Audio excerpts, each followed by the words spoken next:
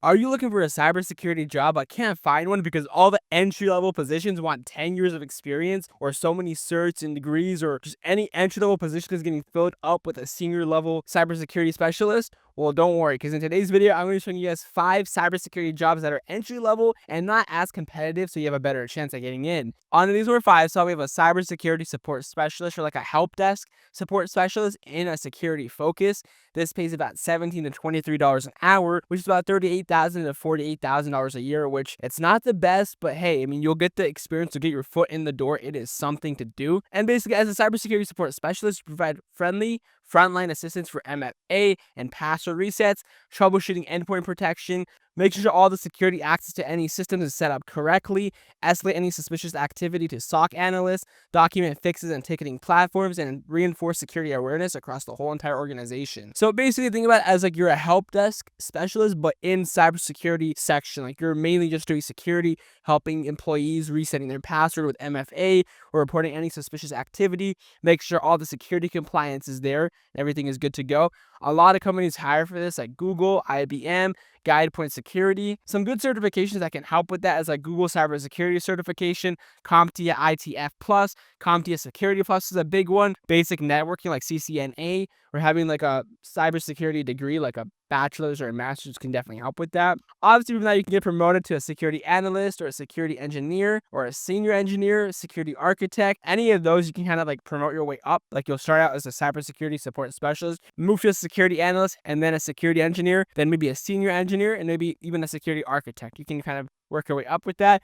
I'll definitely rate this one a 9 out of 10. I don't want to give it too much of a high rating just because there's other ones on today's list, but this is like where I would start out if I had the opportunity to, because I really want to go into cybersecurity. I'm almost done with my computer science degree, but I really want to do cybersecurity. So that's what probably I'm going to focus on next and get my certs, but this is definitely something I would like look forward to doing. I know it's like a pay cut, but at least you're going to get that experience and you're going to get your foot in the door and just have something on your resume. On the number 4 spot, we got a SOC Tier 1 analyst, or like a security operations center. The hourly pay for this is about $20 to $30, which is about a yearly salary of $45,000 to $65,000, which it's not too bad. You can continuously monitor SIEM dashboards, validate security alerts, perform initial log analysis, escalate any incidents, of course, the higher tiers, follow playbooks, and collaborate on incident response documentation. So you kind of get to like shadow and kind of like slowly work your way up and do more and more things without too much responsibility. But basically, you do this, you can like help identify certain issues where they're supposed to go, and from there on you kind of learn like what you have to do as you're escalating. You'll be able to kind of like learn your way around and kind of get a foundation going. A lot of companies hire for this, like Microsoft, Amazon, SecureWorks, or TrustWave. Having some certs would definitely help, or even like a degree, of course. But like, of course, like the Security Plus cert from CompTIA or Network Plus from CompTIA would definitely help with this position. And of course, from this, you can upgrade anywhere to like a Tier 2 analyst, an incident responder, a threat hunter, or a SOC manager. So it's really cool. I give this one a 9 out of 10 as well, because I think this is a great position to get started on, because you're not going to have too much responsibility, but you're going to be doing a lot of work. Like you're going to be kind of getting around doing a lot of different things, but it's not all on your back in a sense. So you can kind of learn from there and build confidence in it. Now, on to this number 3 spot, this one isn't as entry level as the other ones. You might need a bit more experience, so the other ones can definitely help. Or if you get lucky, you can get it. It's a junior threat intelligence analyst. The hourly pay for this is $19 to $28 an hour, which is about $42,000 to $58,000 a year. In this position, you would collect and analyze open source intelligence, track evolving TTPs, summarize adversary trends, enrich indicators for detection teams, produce concise intel briefs, and support threat hunting, which I feel like that's so fun, like hunting down threats, vulnerabilities, reporting them, getting them fixed before you guys get hacked. I just think that'd be so fun, and that like doing this, it would be a great position because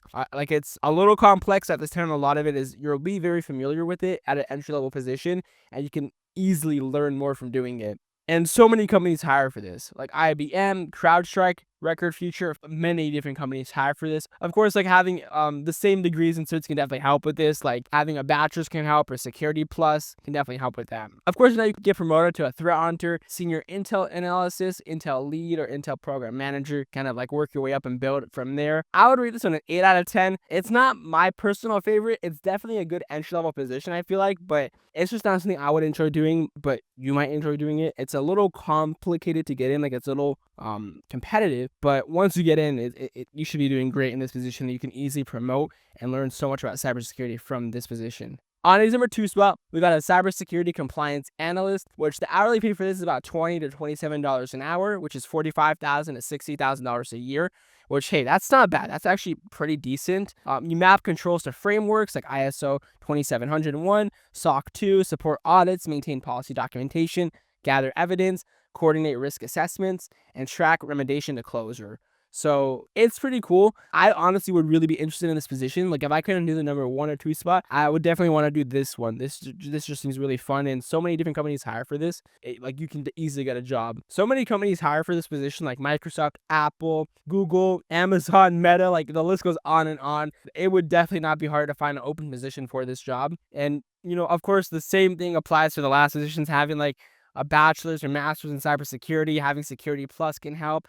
ISO or PCI intro training, GRC tool basics, all these can definitely really help you get in. You don't really need a degree, honestly. You can just get your certs. I hear a lot of people say like, hey, certs matter more. So if school is too expensive for you or like you don't have the time for it, I would recommend to try to get your certs and try your luck, because the certs won't hurt. It will only help you. And of course, from here, you can promote to like a compliance manager, senior GRC, GRC lead, GRC director, of course, like from a lead. You can promote. There's so much growth opportunities in a cybersecurity compliance analyst position. I would rate this one a 7 out of 10, just because I like the other positions more. This one is definitely really open, but like the promotions from here, the growth opportunities isn't something I'm interested in. I really like the first 2 on today's list, but that's why I'm giving a 7 to 10. I'm kind of being biased. Really, it would probably be like a 8 or 9 out of 10, just because of how entry level it is, how it's not that competitive to get in, and you can get a lot of luck in this position. And on today's number 1 spot, we got a cybersecurity sales engineer entry associate, which pays about $18 to $25 an hour,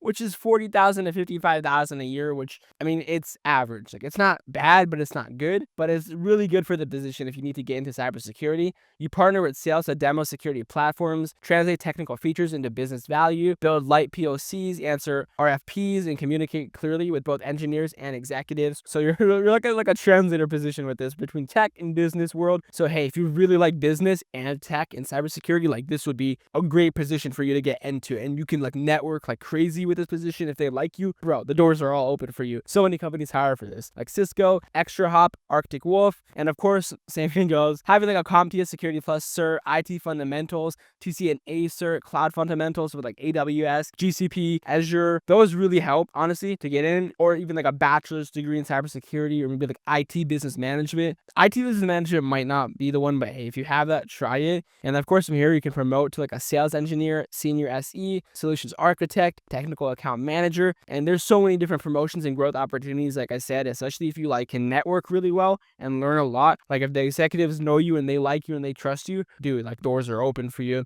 I would rate this one like a 9 out of 10, just because like if you're not too technical but you like cybersecurity and business, this is like your dream position to get into if you're at like an entry level position right out of school, or you got your certs. And again, like I just think networking is so strong in business. Like once you network, you can literally grow so much. But that's going to wrap it up for today's video on 5 entry-level cybersecurity jobs that aren't as known. So they're kind of like unknown and not as competitive that you can get into. Hope you did enjoy this video and it did help you out. If it did, make sure to smash that like button, hit that red subscribe button, go ahead and comment down below your favorite position from today's list. Hey, if you've had any of these positions and have experience with them, let us know in the comment down below. Let us know your stories and we can maybe help someone out looking into one of these positions. With that being said, I'll catch you guys in another video. Peace out.